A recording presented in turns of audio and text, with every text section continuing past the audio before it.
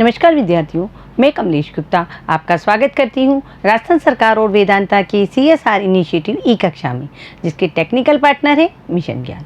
बच्चों, हम कक्षा 10 की हिंदी पढ़ रहे हैं और हमारी पाठ्य पुस्तक का नाम है क्षितिज। क्षितिज के अंतर्गत हम काव्य खंड का अध्ययन कर रहे हैं। हमारा अध्याय है 5 और हमारे आज के कवि हैं सूर्यकांत त्रिपाठी निराला।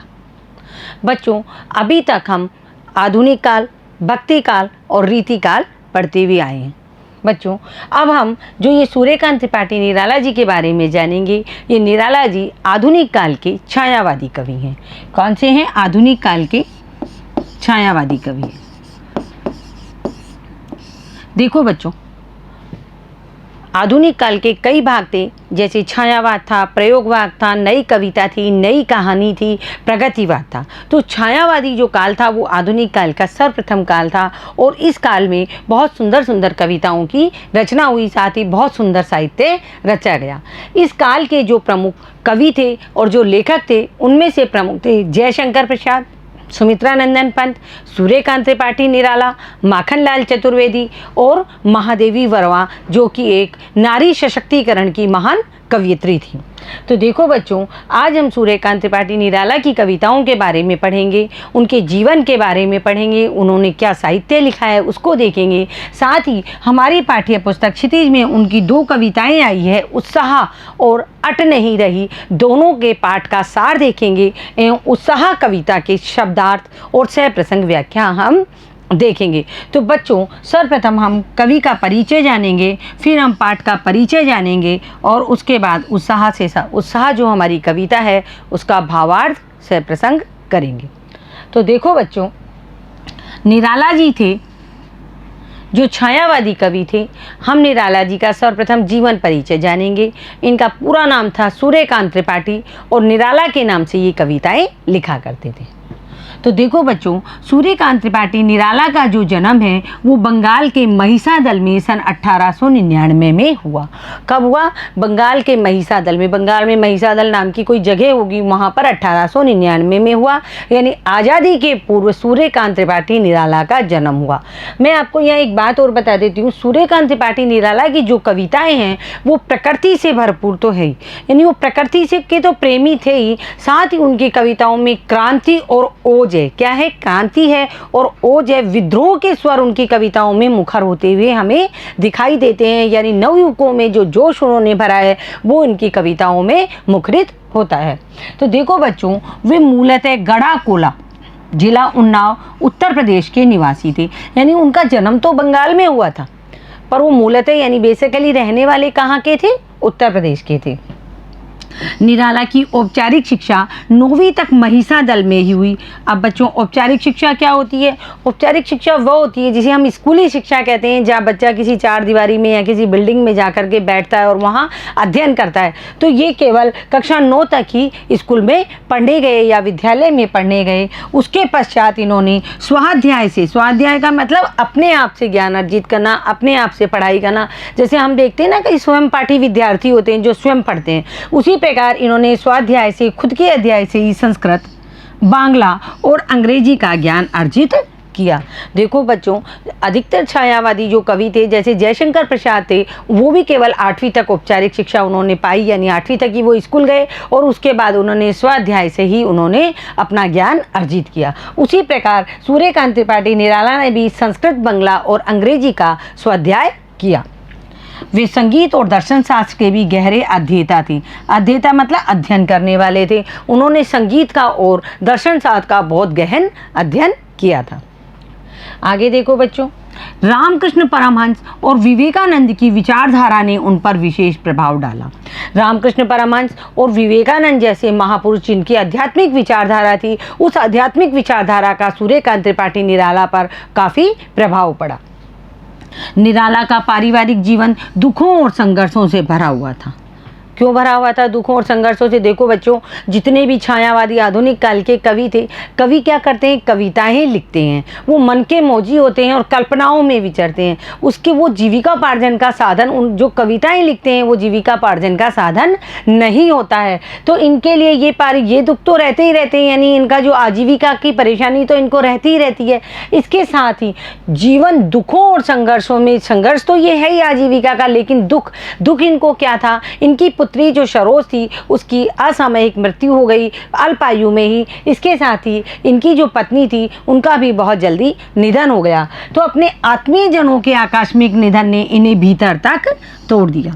यानी जो कवि होते हैं वो बहुत ही जैसे कोमल हृदय वाले होते हैं, और इस तरीके की यदि परेशानी उनके ऊपर आई है तो वह भीतर तक टूट गए। उन्होंने अपनी पुत्री सरोज की स्मृति में एक काव्य लिखा, सरोज स्मृति।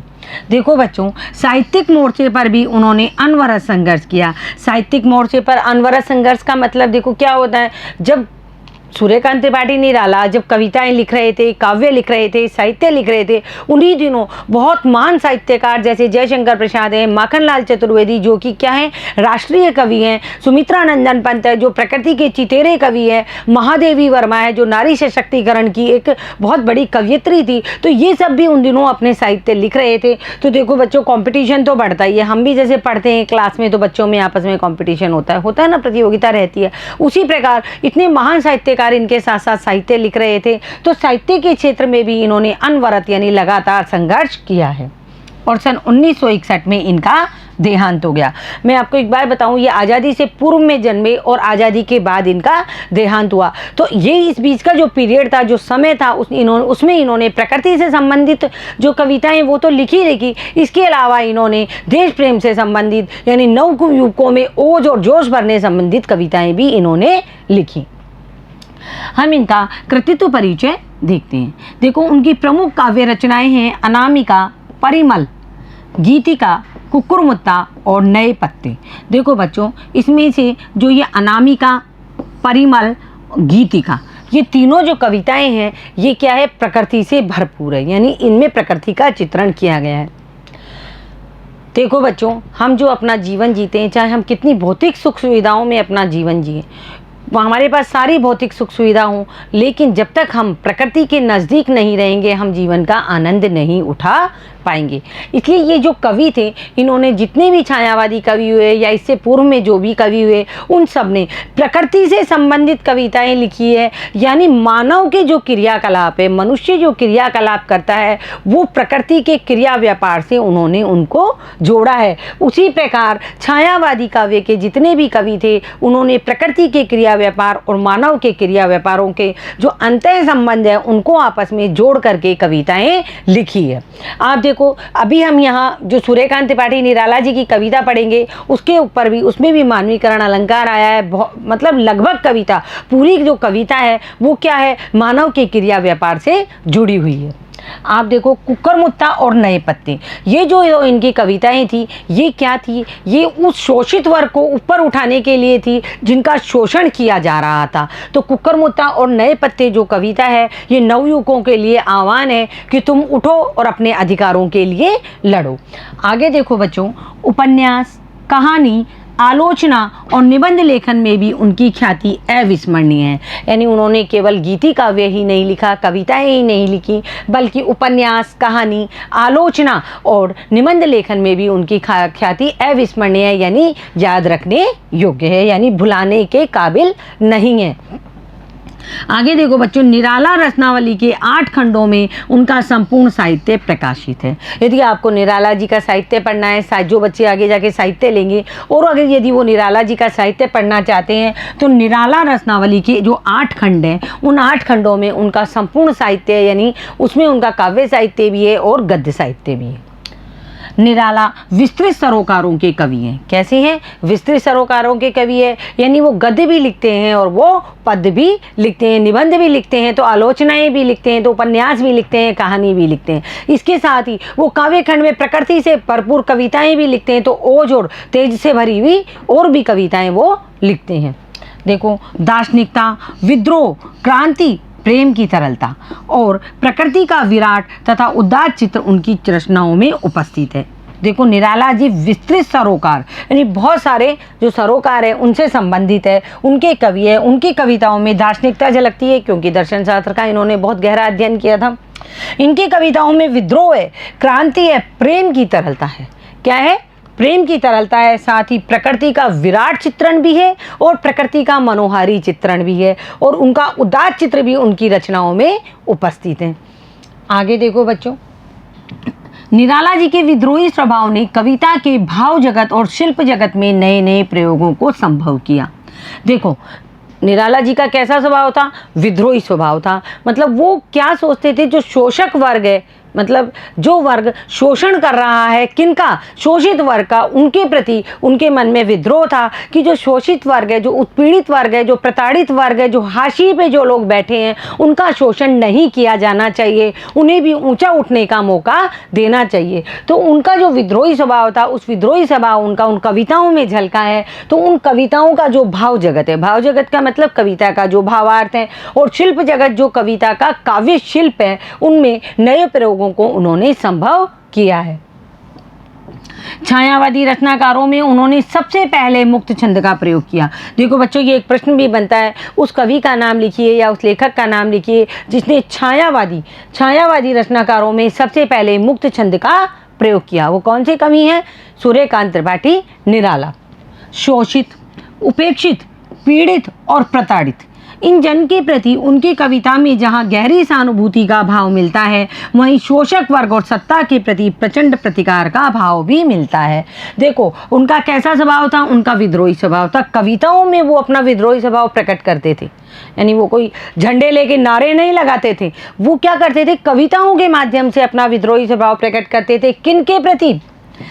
शोषक वर्ग और सत्ता के प्रति। जो सत्ता चल रही थी, अंग्रेजों की जो सरकार थी, उसके प्रति। और शोषक वर्ग कौन था उन दिनों? यानी उन दिनों जमींदार, साहूकार, सेठ जो लोग थे, वो गरीब किसानों को और मजदूरों को क्या कर रहे थे? उनका शोषण कर रहे थे। और एक तरफ अंग्रेज लोग परेशान कर रहे, दूसरी तरफ ये जो साहूकार लोग थे, ये लोग परेशान कर रहे थे।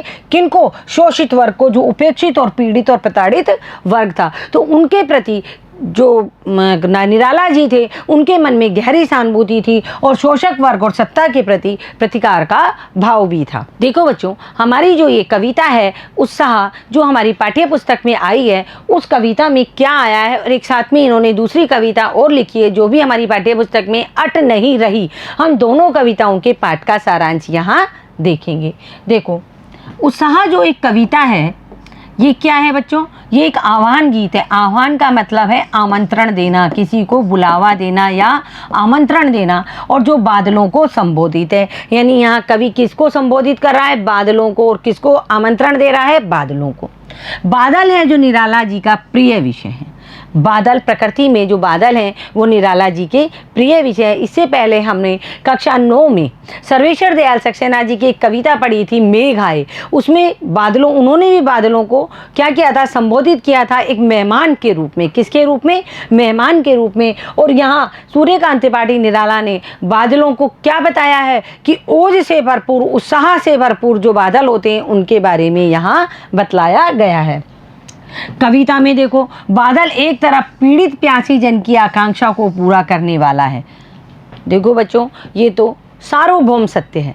यदि बारिश नहीं होगी तो क्या नहीं होगा? हमारा जीवन खत्म हो जाएगा। यानी इस पृथ्वी पर, इस धरा पर जितने भी जीव जंतु हैं वो सब खत्म हो जाएंगे, यानी वो सब समाप्त हो जाएंगे। साथ ही जितना भी वनस्पति जगत है वो भी समाप्त हो जाएगा। तो बादल क्या है? पीड़ित प्यासे जन की आकांक्षा को पूरा करने वाला है। बादल आते हैं, जल बरसाते हैं और उसी जल से अन्न उपजता है और उसी जल को पी कर के हम अपना जीवन जीते हैं। यानी जल ही जीवन है। और जल देने वाला कौन है? बादल है। तो बादल क्या है? बादल पीड़ित प्यासे जन की आकांक्षा को पूरा करने वाला है। तो दूसरी तरफ वही बादल नई कल्पना और नए अंकुर के लिए विध्वंस, विप्लव और क्रांति चेतना को संभव करने वाला भी है। एक तरफ तो बादल क्या करता है? पीड़ित प्यासे जन की आकांक्षा को पूरा करता है। दूसरी तरफ बादल नई कल्पना लाता है और नए अंकुर। नई कल्पना, बादल आते हैं किसानों के मन में भी, बाकी जितना भी प्राणी जगत है वो भी, और अगर प्रकृति को कवियों के माध्यम से देखा जाए तो वनस्पति जगत भी बहुत प्रसन्न हो जाता है जब बादल घेर घुमेर करके यानी उमड़ घुमड़ करके आते हैं, नए अंकुर फूटते हैं, नई नई कल्पनाएं मन में जन्म लेती है। इसके साथ ही विध्वंस, यानी अगर अधिक मूसलाधार बारिश होती है तो क्या हो सकता है, विध्वंस हो सकता है, विप्लव हो सकता है, चारों तरफ जल की प्रलय आ सकती है और क्रांति की चेतना को जगाने वाला है। यानी बादल है जो गरज गरज कर जब बरसते हैं तो वो इस तरह मानो मतलब अपने आप को इस तरह बतलाते हैं कि नवयुवकों तुम उठो और उठ करके अपने अधिकारों के लिए लड़ो। तो देखो, कवि जीवन को व्यापक और समग्र दृष्टि से देखना चाहता है। कवि के अनुसार जीवन संकुचित नहीं है, यानी जीवन बहुत थोड़ा नहीं है, जीवन काफ़ी विस्तृत जीवन है, समग्रता से और व्यापकता से हमें इसको जीना चाहिए। सवेरे उठे, नहाए धोए, खाए पिए, काम किया और सो गए, ये जीवन नहीं है। जीवन है, जीवन में कुछ करना है, कुछ समग्रता दिखानी है, कुछ व्यापकता बनानी है। आगे देखो बच्चों, कविता में ललित कल्पना और क्रांति चेतना दोनों हैं। जो उत्साह कविता है उसमें ललित कल्पना और क्रांति की चेतना दोनों हैं। यानी ललित का यहाँ अर्थ है सुंदर और कोमल। आगे देखो बच्चों, सामाजिक क्रांति या बदलाव में साहित्य की भूमिका महत्वपूर्ण होती है। ये बात मैं आपको बता देती हूँ, जब हमारा देश गुलाम था अंग्रेजों का, उस वक्त भी कई मतलब भाषाओं के कवियों ने, केवल हिंदी भाषी नहीं थे, राजस्थानी भाषा के कवि भी थे और अन्य भाषा भाषी कवि भी थे। उन्होंने बहुत सारी क्रांति की कविताएं लिखी जिनको पढ़ करके लोगों में ओज और उत्साह आया और वो उनके अंदर क्रांति की चेतना जगी। आपको बताऊं, कक्षा 9 में एक कविता आई है माखनलाल चतुर्वेदी की, कैदी और कोकिला। माखनलाल चतुर्वेदी एक राष्ट्र कवि थे, तो जो कैदी और कोकिला जो कविता है उसमें भी राष्ट्र की चेतना को जगाने का, एक कोकिला मतलब एक कोयल के माध्यम से राष्ट्र की चेतना जगाने का प्रयास किया गया है एक कवि के द्वारा। उसी प्रकार जो ये साहित्य होते हैं, जो कविताएं होती हैं, वो क्या करती है, सामाजिक क्रांति लाती है और बदलाव लाती है, यानी संसार में परिवर्तन लाती है। और परिवर्तन है जो संसार का नियम है, सदैव स्थितियां एक जैसी नहीं रहती है, सदैव परिवर्तन, हर पल परिवर्तन होते रहते हैं। तो देखो, निराला है जो इसे नवजीवन और नूतन कविता के संदर्भों में देखते हैं। जो सामाजिक क्रांति और जो बदलाव है उसको निराला जी नवजीवन यानी नया जीवन और नई कविता के संदर्भ में देखते हैं। अब हमारी ये कविता तो थी उत्साह। बच्चों, इसमें एक कविता और आई है, अट नहीं रही है, तो हम उस कविता के बारे में भी जान लेते हैं। अट नहीं रही है कविता फागुन की मादकता को प्रकट करती है। फागुन की मादकता मतलब जो फागुन महीना है उसकी जो मनमोहक प्रकृति है, जो बसंत ऋतु है, उसको वो दर्शा रही है। कवि फागुन की सर्वव्यापक सुंदरता को अनेक संदर्भों में देखता है। यानी फागुन के महीने में होली आती है, यानी ना सर्दी होती है ना गर्मी होती है, प्रकृति में बसंत ऋतु होती है, प्रकृति में चारों तरफ पुष्प खिले हुए होते हैं। तो कवि फागुन की सर्वव्यापक सुंदरता को अनेक संदर्भों में देखते हुए कविता अट नहीं रही में बता रहे हैं कि जब मन प्रसन्न होता है तो हर तरफ फागुन का सौंदर्य और उल्लास दिखाई पड़ता है। 12 महीने फागुन का महीना नहीं रहता है, यानी 12 महीने बसंत ऋतु नहीं रहती है, बसंत ऋतु केवल फागुन के महीने में आती है। तो उस वक्त तो प्रकृति मनमोहक लगती है, लेकिन जब हमारा मन प्रसन्न होता है, जब हम खुश होते हैं, तो कैसा लगता है बच्चों, जैसे चारों ओर बसंत ऋतु फैली हुई है। आगे देखो, सुंदर शब्दों के चयन, जो कविता अट नहीं रही है उसमें सुंदर शब्दों के चयन एवं लय ने कविता को भी फागुन की तरह सुंदर और ललित बना दिया है। यानी जो कविता है अट नहीं रही है, यानी उसमें इतने सुंदर शब्द आए हैं और जो गति की लय है यानी गाने की जो लय है वो इतनी सुंदर है कि फागुन के महीने की तरह ही कविता सुंदर एवं ललित बन गई है। अब देखो बच्चों, हम जो ये उत्साह कविता है इसको शब्दार्थ के साथ, प्रसंग के साथ और भावार्थ के साथ देखेंगे। बच्चों, परीक्षा में आपको प्रसंग लिखना अनिवार्य होता है। जब तक आप प्रसंग नहीं लिखेंगे, आपके जो परीक्षक है, जो आपकी कॉपी जांच रहे हैं, वो ये नहीं जान पाएंगे कि ये कविता आपने कहाँ से आई है, या बच्चे को इस चीज़ का ज्ञान है या नहीं कि वह पंक्तियाँ कहाँ से उसने प्राप्त की है। तो आपको प्रसंग लिखना अति अनिवार्य है। शब्दार्थ आपको नहीं लिखने हैं, शब्दार्थ केवल हमको दिमाग में रखने हैं ताकि हम उसका भावार्थ बना सकें। और इसके साथ साथ ही भावार्थ में से ही हमको काव्य जगत या शिल्प जगत निकालना होता है। तो देखो बच्चों, हम ये उत्साह कविता है, इसको अब शब्दार्थ के साथ में पढ़ेंगे। बादल गरजो घेर घेर घोर गगन धाराधर ओ, ललित ललित काले घुंघराले। देखो बच्चों, बादलों से कवि कह रहा है बादल गरजो घेर घेर घोर गगन धाराधर। धाराधर का अर्थ होता है यहाँ बादल। क्या होता है? बादल। मेघ भी बादल होते हैं, घन भी बादल होते हैं ना, लेकिन कवि ने यहाँ बादलों को एक नया नाम दिया है, धाराधर। पहले हम शब्दार्थ देखें। देखो बच्चों, घोर का अर्थ होता है भयंकर, गगन आकाश, धाराधर क्या होते हैं? बादल, और ललित का अर्थ होता है सुंदर। तो हम इसका प्रसंग देखते हैं, जो ये पंक्तियां हैं उनका, कि प्रस्तुत पद्यांश महाकवि सूर्यकांत त्रिपाठी निराला द्वारा रचित कविता उत्साह से लिया गया है। ये लाइन आपको अवश्य लिखनी है कि ये जो कविता की पंक्तियां हैं ये किसके द्वारा रचित है और कहाँ से ली गई है। यह एक आह्वान गीत है, यानी आमंत्रण गीत है। मेघों को आमंत्रित किया गया है, बादलों को बरसने के लिए कहा गया है, क्योंकि बादल क्या करते हैं? नई चेतना और नए अंकुर को जन्म देते हैं, इसलिए बादलों को बरसने के लिए कहा गया है। साथ ही अपन इसकी व्याख्या देखेंगे। पहले हम एक बार फिर पंक्तियां पढ़ लेते हैं। बादल गरजो, कवि क्या कह रहे हैं कि बादल तुम गरजो, घेर घेर घोर गगन, उमड़ घुमड़ कर गगन में यानी आकाश में उमड़ घुमड़ कर आओ, धाराधर ओ, बादल तुम उमड़ घुमड़ कर आओ, ललित ललित काले घुंघराले, सुंदर सुंदर काले घुंघराले बालों वाले, मतलब जो काले बाल होते हैं उन बालों के समान सुंदर जो तुम हो, तुम आओ और इस आकाश में उमड़ घुमड़ कर आकर के तुम बरसो। हम अच्छे से इसकी व्याख्या देखते हैं। देखो बच्चों, उपरोक्त पंक्तियों में कवि निराला ने उस सुंदर वातावरण का वर्णन किया है जब आकाश काले काले बादलों से भर जाता है। आकाश क्या होता है? आकाश में जब काले काले बादल भर जाते हैं तो उनके बीच में से जब उनमें आपस में घर्षण होता है, तेजी से लाइन चमकती हुई हमको दिखाई देती है, जिसे हम बिजली कहते हैं। बहुत सुंदर लगती है काले बादलों के बीच में से जब बिजली आकाश में चमकती है। तो बिजली जब चमकती है तो बादलों के गर्जन का शोर होता है। देखो बच्चों, बादल ऐसे ही नहीं गरजते हैं। बादल जब गरजते हैं जब तड़ित होती है। तड़ित का मतलब जब बिजली चमकती है तभी पहले बिजली चमकती है और उसके कुछ ही क्षणों में, यानी उन क्षणों के ही कुछ क्षणों में क्या होता है? बादलों के गरजने की आवाज़ आती है। तब कवि बादलों को संबोधित करते हुए कहता है कि हे बादल तुम गरजो। क्या करो? तुम गरजो, तुम समस्त आकाश को घेर घेर कर मूसलाधार वर्षा करो। यानी बादल तुम आओ, उमड़ घुमड़ कर काले काले बादल तुम आकाश में आओ और गरज गरज कर बरसो। ऐसे ही नहीं कि तुम आए और रिमझिम बरसात करके चले गए। कवि यहाँ कहना चाहता है कि बादल तुम आओ, तुम गरजो और समस्त आकाश को घेर घेर कर मूसलाधार वर्षा करो। हे बादल तुम अत्यंत सुंदर हो, ललित ललित।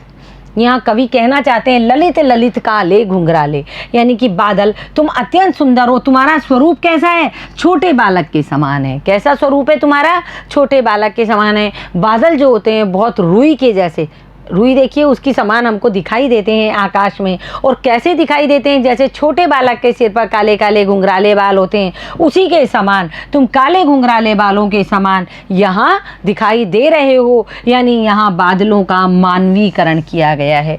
मैंने आपको बताया मानवों का जो क्रिया व्यापार है, मनुष्य का क्रिया व्यापार प्रकृति के क्रिया व्यापार से कवि ने जोड़ा है। यानी बादलों को किस चीज़ की उपमा दी है? बालक के काले घुंघराले बालों से। तो आपको यहाँ समझ में आया यहाँ कवि क्या कह रहा है? यहाँ ओष्ठपूर्ण बात कर रहा है कवि कह रहे हैं कि बादल तुम आओ और आकर के जोर जोर से गरजो और गरज गरज कर मूसलाधार बारिश करो। आगे देखो, बाल कल्पना कैसे पाले, विद्युत छवि उर्मे, कवि नवजीवन वाले, वज्र छिपा नूतन कविता, फिर बर दो बादल गरजो। आप देखो, विद्युत छवि, विद्युत का मतलब होता है बिजली और छवि का मतलब होता है शोभा, यानी बिजली की शोभा। उर का मतलब होता है हृदय। वज्र का मतलब होता है कठोर और भीषण। वज्र का मतलब क्या होता है? वज्र होता है ना जो बहुत कठोर होता है। नूतन का अर्थ होता है नई। तो अब देखो यहाँ, बाल कल्पना कैसे पाले, विद्युत छवि उर्मे, उर का मतलब हृदय बताया मैंने आपको, कवि नवजीवन वाले। तो कवि यहाँ कह रहे हैं ओ काले रंग के सुंदर सुंदर घुंघराले बादल, यानी बादलों को किस चीज़ की उपमा दी है? बालक के काले काले घुंघराले बालों की। तो कवि कह रहे हैं कि ओ काले रंग के सुंदर घुंघराले बादल, तुम पूरे आसमान को घेर कर जोरदार ढंग से गर्जना करो। मैंने आपको पहले ही बताया कि कवि क्या कह रहे हैं कि तुम केवल ऐसे ही मत बरसो, तुम पूरे आकाश को घेर लो और घेर करके जोरदार गर्जना करके तुम बरसो, क्योंकि तुम अबोध बालकों की कल्पना के समान पाले गए हो। कैसे पाले गए हो? बाल कल्पना कैसे पाले, जैसे छोटे बच्चों को पालते हैं उसी प्रकार आकाश में तुमको पाला गया है। विद्युत छवि उर्मे कवि नवजीवन वाले। तो कवि यहाँ कहना क्या चाहते हैं कि तुम अपने हृदय में बिजली की शोभा को धारण करते हो।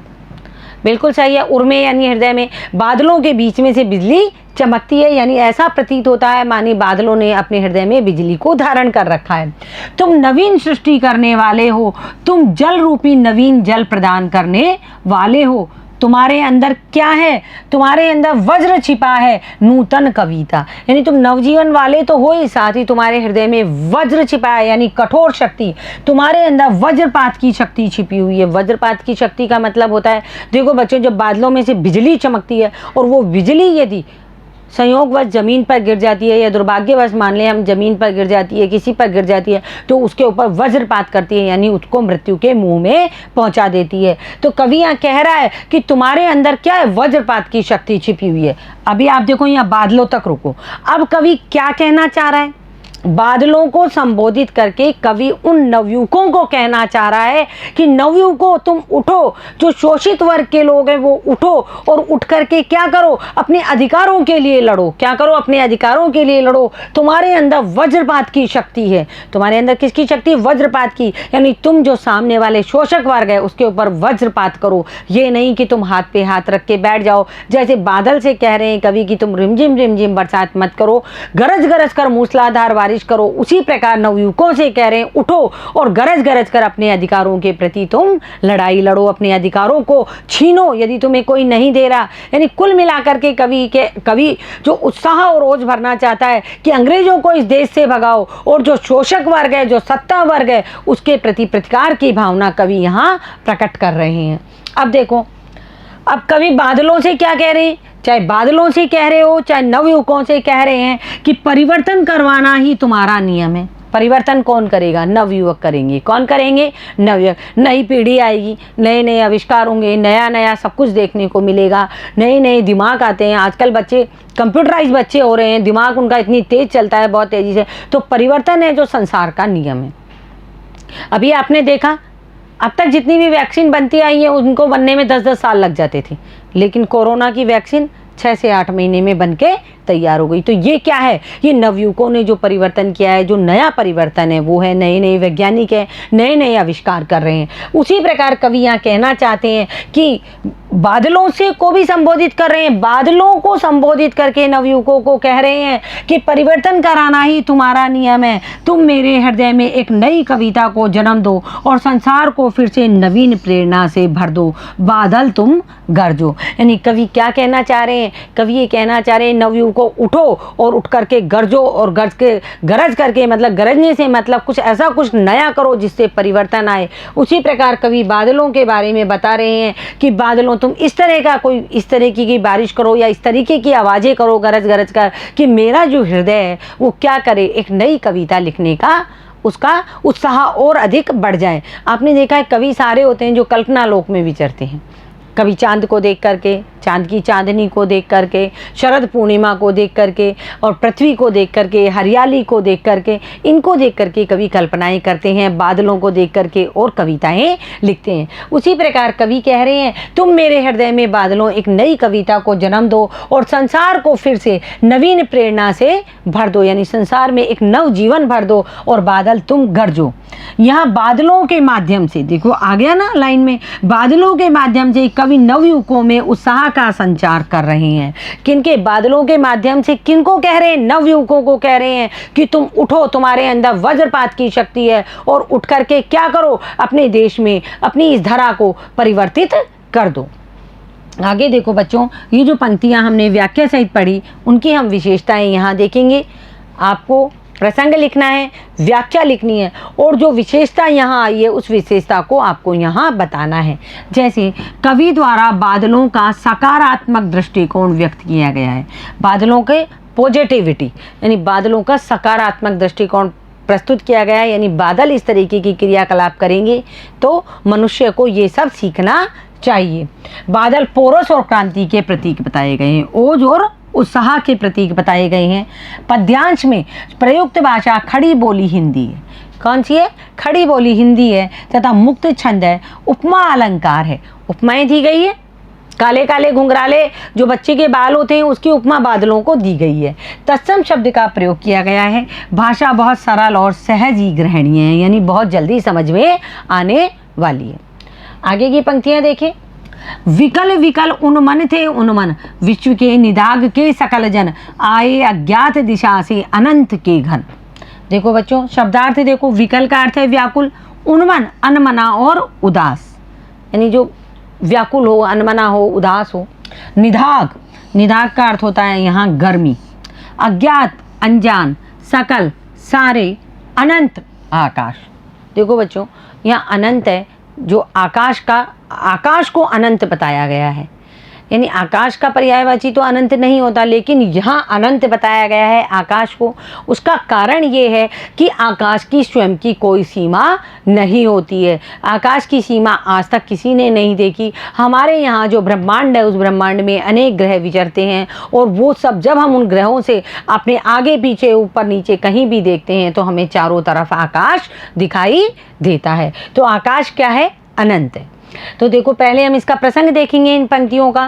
प्रस्तुत पद्यांश महाकवि सूर्यकांत त्रिपाठी निराला द्वारा रचित कविता उत्साह से लिया गया है। इसमें कवि ने गर्मी से बेहाल लोगों के बारे में वर्णन किया है। बादल आने से पहले भयंकर गर्मी हो जाती है, उमस की गर्मी जिसको कहते हैं, तो लोग कितनी तरह व्याकुल और परेशान हो जाते हैं, उसके बारे में कवि ने यहाँ बतलाया है।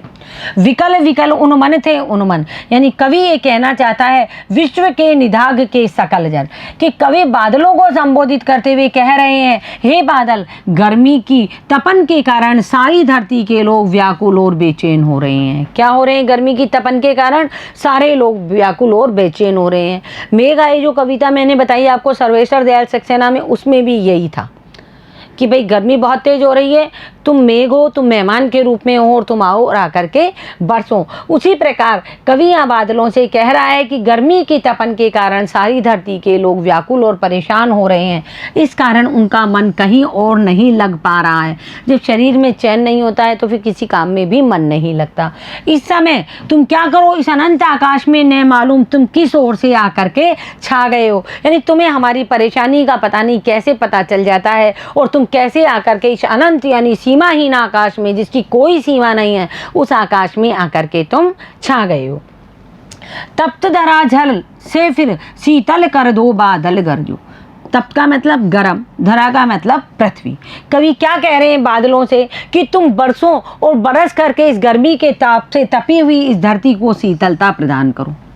यानी यहाँ कवि नवयुवकों से ये कह रहे हैं कि तुम उठो और उठ कर के अपने अधिकारों के लिए लड़ो, अपने अधिकारों के लिए लड़ो और अपने अधिकारों को प्राप्त करो, ताकि सब लोग क्या हो, जो शोषक वर्ग है, जो सत्ता वर्ग है, उसको ये बात समझ में आ जाए कि मनुष्य जाति है, इंसान है, जो सब बराबर है। उसी प्रकार यहाँ बादलों को संबोधित करके कवि कह रहे हैं कि तुम उठो, उठ करके तुम क्या करो, बादल तुम गरजो और गरज के तुम बरसो, और बरसने से क्या होगा, इस धरती की जो तपन है वो तुम्हारी शीतलता से समाप्त हो जाएगी। तो बादल गरज कर बरसो, यानी नवयुवकों तुम क्रांति के साथ उठो और नई चेतना का आगाज करो। धरती पर वर्षा हो जाने के बाद देखो लोग भीषण गर्मी से राहत पाते हैं ना, बारिश हो जाती है, धरती ठंडी हो जाती है, शीतलता होती है, ठंडी ठंडी बयार चलती है। उसी प्रकार जब शोषक वर्ग है वो जब एक लेवल में आ जाएगा, एक सतह पे आ जाएगा, जब शोषित वर्ग और शोषक वर्ग दोनों बराबर हो जाएंगे तो हमारे लिए क्या होगा, चारों तरफ शीतलता आ जाएगी और नवजीवन शुरू हो जाएगा और उनका मन फिर से नए उत्साह और उमंग से संचारित होने लगता है।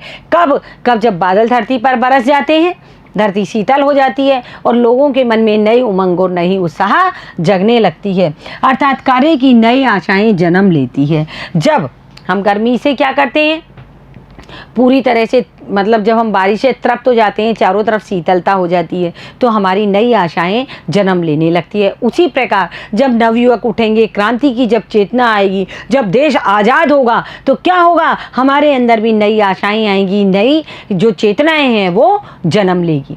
तो देखो बच्चों, इस जो ये पंक्तियाँ आई उनकी विशेषता देखो। बादल जन आकांक्षाओं की पूर्ति का साधन है, जो उमड़ उमड़ कर अपनी करुणा रूपी जल वर्षा से धरती को हरा भरा करते हैं। बिल्कुल, ये तो एक सार्वभौम सत्य है कि बादल क्या है, जन की आकांक्षाओं को पूरा करने वाला है। यदि बादल नहीं हो तो कुछ भी नहीं हो।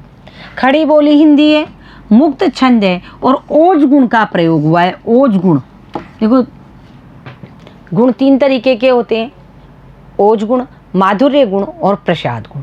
माधुर्य गुण होता है, इसमें श्रृंगार रस पाया जाता है। प्रसाद गुण होता है जिसमें ना तो ज़्यादा ओजता होती है और ना ही ज़्यादा माधुर्यता होती है। लेकिन जो ओज गुण होता है ये क्रांति का प्रतीक है, यानी उत्साह और जोश और उमंग का प्रतीक है, तो इसमें ओज गुण का प्रयोग हुआ है।